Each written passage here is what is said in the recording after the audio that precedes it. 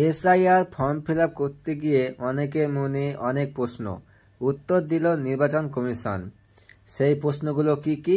Form পূরণের সময় কি 2001-এর ভুল বানান লিখব নাকি সংশোধিত সঠিক বানান? এসআইআর ফর্ম না পেলে কোথায় যাব? অফিস না বিএলও কাজ? ফর্ম পূরণে ভুল বা কাটাকুটি হলে নতুন ফর্ম কোথায় পাবো? এসআইআর ফর্ম পূরণের অনলাইন ব্যবস্থা কি সবার জন্য পুরোপুরি চালু হয়েছে? তো বিস্তারিত জানতে ভিডিওটি শুরু থেকে শেষ অবধি দেখুন।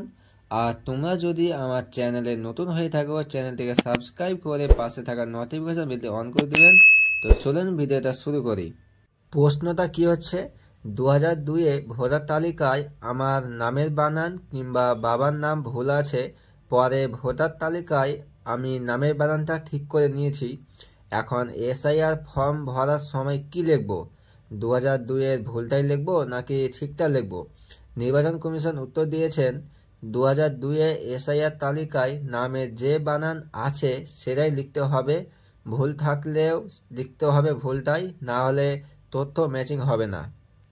পরের প্রশ্নটা কি হচ্ছে, আমার এসআইআর-এ ফর্ম যদি না পাই কোথায় যাব?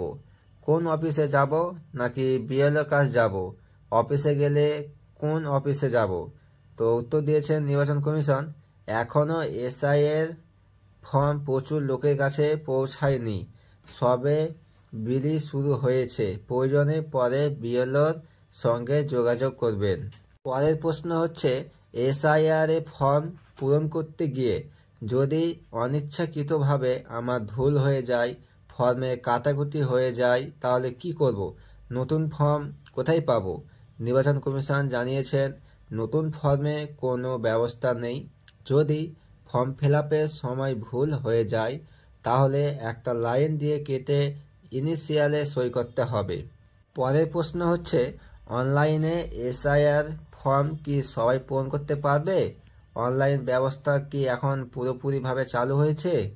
নির্বাচন কমিশন জানিয়েছেন, অনলাইন এখন পুরোপুরি চালু, যে কেউ অনলাইনে ফর্ম পূরণ করতে পারবেন, এমনকি ভারতের বাইরে থেকেও করা যাবে।